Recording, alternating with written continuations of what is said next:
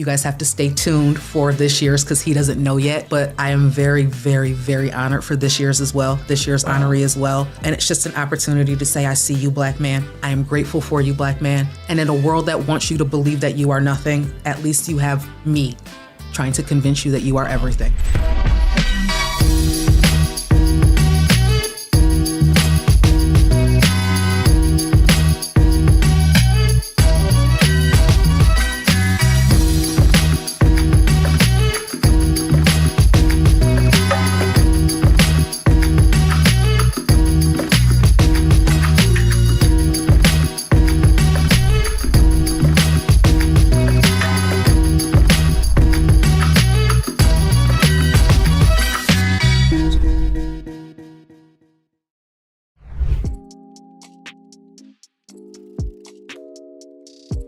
All right, welcome back to another episode of Empower716. I'm your host, Rob Lowery. This is a podcast dedicated to business owners and entrepreneurs in the Western New York community. And so our mission is to uplift, showcase, highlight those business and entrepreneurs in Western New York. And so today we have the honor and privilege to have Shantelle Patton, the founder of the Brown Bag. And you're going to learn a little bit more about what that is. Welcome to the podcast. Hey, everybody. It's Shantelle Lynette, aka the Brown Bag Lady, the Brown Bag Minority Business Directory. And I just want to say thank you for watching the Empower716 broadcast. It's awesome to finally meet you face to face. When I say that your reputation precedes you. And so when you hear entrepreneurs, business owners doing things out in the community, not just for a sale, not just for transaction, but for uplifting, building, empowering others. And every time I hear your name or see you, whether it's on social media, and we're going to learn a lot about what you do because you wear a lot of hats. And so I'm just honored for you to be here. Thank you. I'm happy to be here and to be able to do the work that I have been granted the blessing of doing.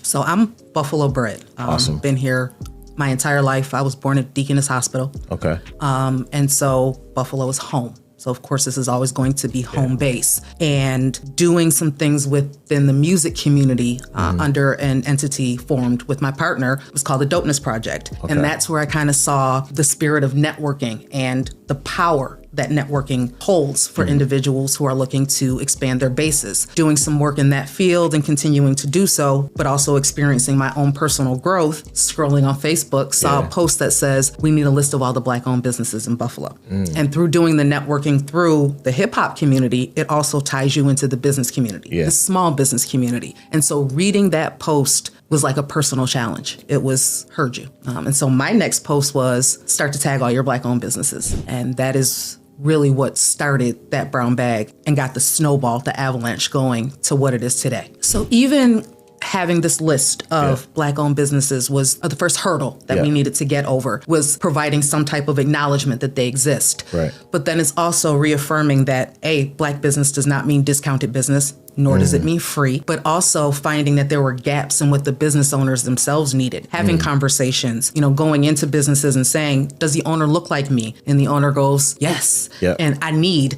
da-da-da-da-da. Right. And going, I have access to some of these resources or some of the people in these places that have the resources. Why not become a conduit? Why not be the liaison that bridges the business owner to the resources because you have access to them? And so that is where the next stage, which was the Brown Bag Business Association, came from. Okay. Where the business owners are able to tap into all the tips, tools, information, and resources that I've been able to accumulate and assemble over the past few years. I can pass that along to them so that they become better business owners, better entrepreneurs, better customer service representatives, and a better representation of what our community is and can be. I like to lead by example. Yeah. So the Brown Bag is about networking. It's a business built upon networking. I don't think that I would have been able to build the trust in the business owners if I wasn't forward facing, if I wasn't boots to the ground with them to begin with. I tell everyone that networking is of utmost importance. You never know who you're speaking to or who you know that they could mention your name in the right room. We often want to protect our businesses with everything that we have in them.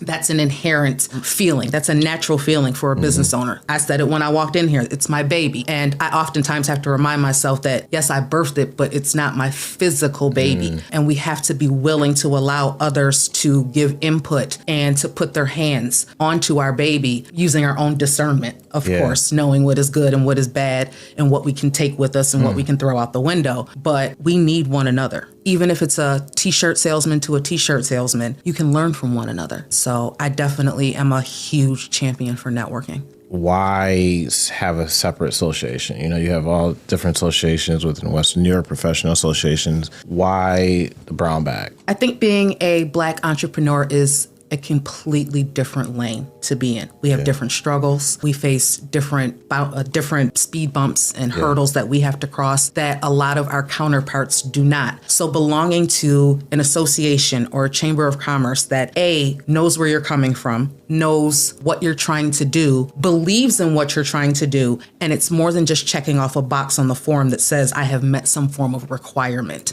The brown bag is a community. I like to think of it as a tribe. So all of those that are involved, that are entangled within this tribe, are there to help, assist, and promote one another. Well, one of the biggest things is something that I'm working on right now, and that is the supplier diversity portal. So one of the hugest benefits that is going to be forthcoming is being listed in the brown bag diversity solutions portal, and that provides a business owner with the opportunity to be seen by corporate consumers. So the supplier diversity portal is going to be sold to mid to large size companies who have now either doubled down, as you know, that's the new term for DEI, or have reaffirmed their commitment to diversifying their spending. And this portal will be placed directly at their fingertips to be utilized to find vendors in the minority pool to utilize and to fill those requirements and to allow them to double down on their DEI efforts. So that's the first benefit. And then there's marketing. I wake up in the morning and people say, don't go straight to social media. Well, I do, but I choose to use it for good.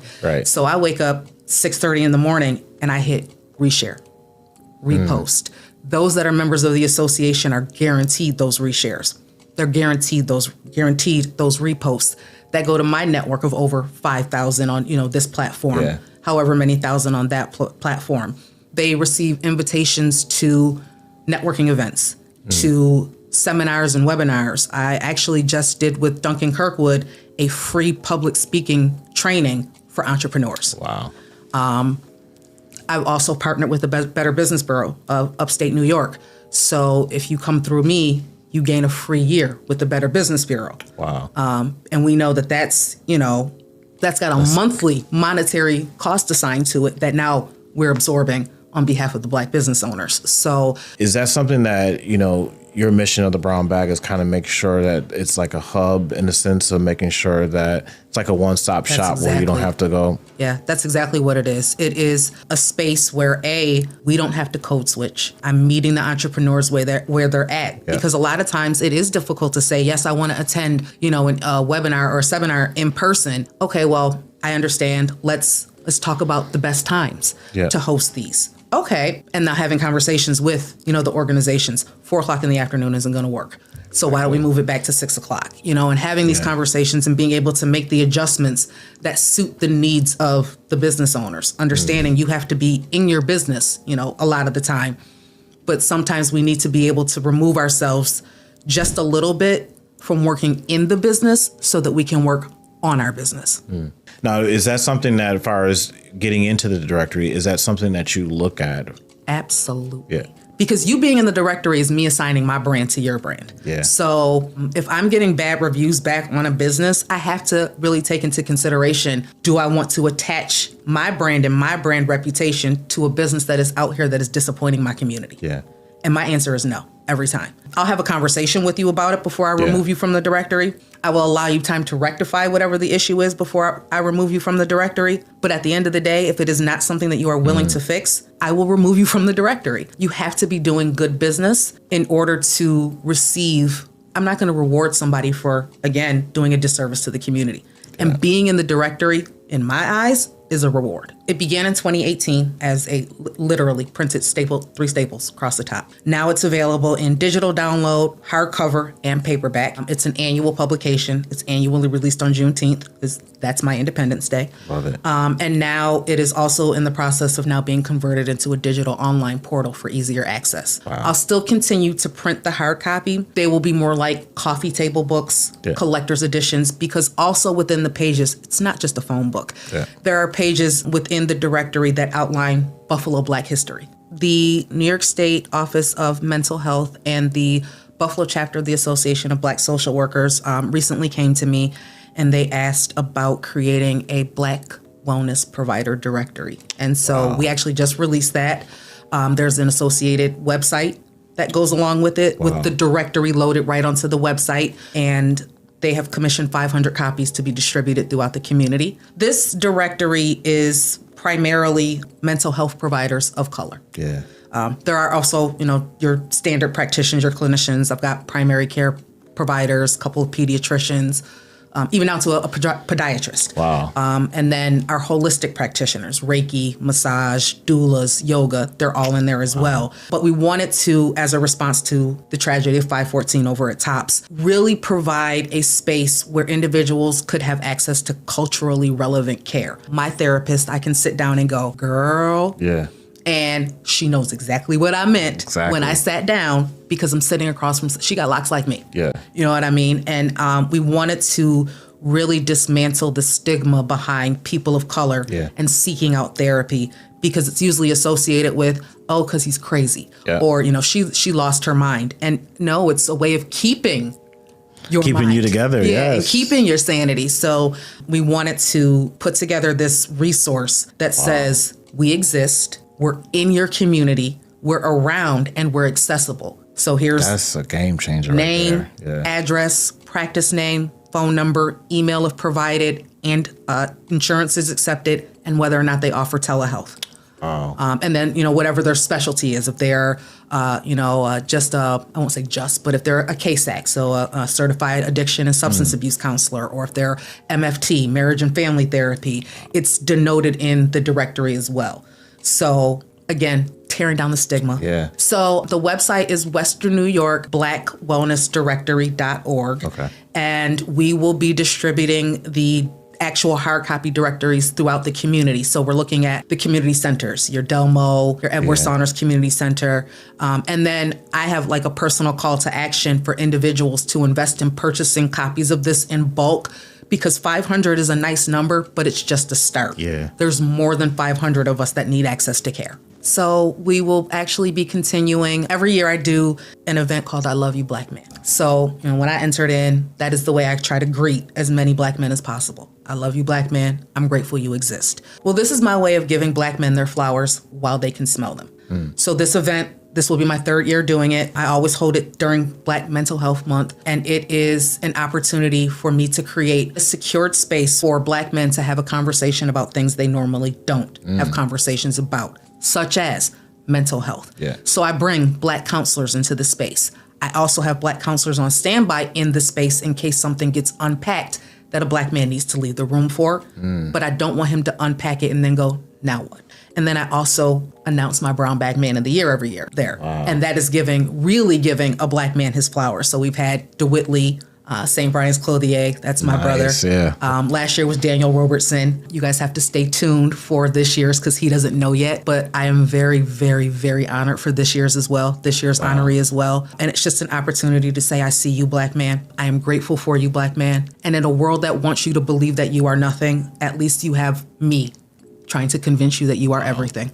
Vulnerability is such a point of strength that we almost steal from our little Black boys. Yeah. We steal the power that comes from being vulnerable from little Black boys, and then wonder why at age 18, 19, 21, this little 6-year-old Black boy inside of this 18-year-old body is screaming for a hug. Yeah. But that his 18-year-old self has been told, you don't deserve. Not even you can't have it. It's been told you don't deserve it.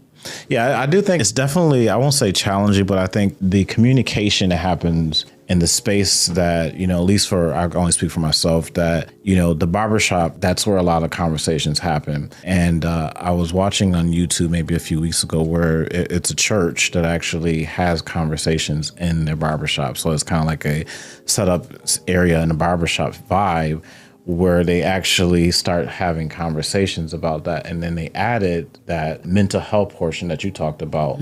Because a lot of times we have these gatherings and there's things get unpacked. And like you said, no one really kind of unravels that in a safe way and a professional way. Because if you start just talking things and then dumping things out and then just say, okay, yeah, we're good. And that person just left there and it's sitting there. It's like, I say it often, men have daddy issues too. Yeah. Men have mother issues too. Yeah. So now you're having this conversation, you unpack this mother issue.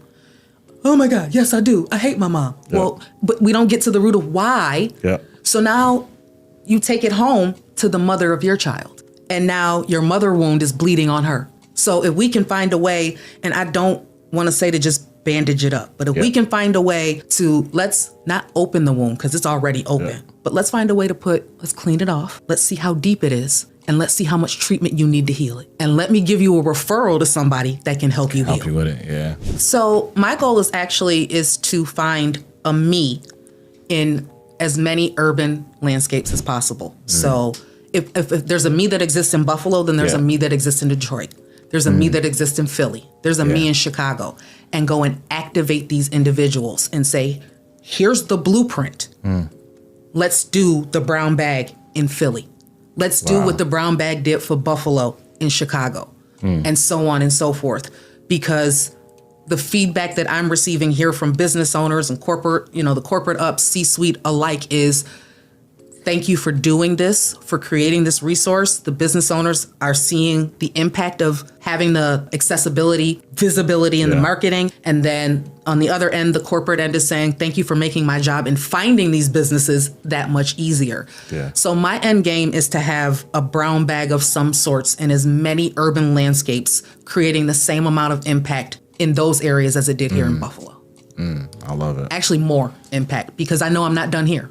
Very inspiring. I love the energy because, like I said earlier, if you don't have a community, you don't surround yourself with like-minded people. Like-minded doesn't mean you always have to agree with them. It's just that you share a passion to want to see your people better. Absolutely. I want to see us win. Yeah. We found out during that December blizzard, hurricane-utopia, nobody's coming to save us. Yeah. We have to save ourselves. And that's important. And I think the goal too of even, not just this podcast and the things that you're doing is you got to be intentional. I think, it is very challenging when you're trying to support other Black businesses. And I mean challenging in the sense of finding them. And, when I look at contractors, I purposely want to say, okay, do you know any Black or brown individuals? Because I want to make sure I support that person in their endeavors, in their business as well. And I think that's important. We have to make sure we support Black businesses. I really want to make sure that people understand that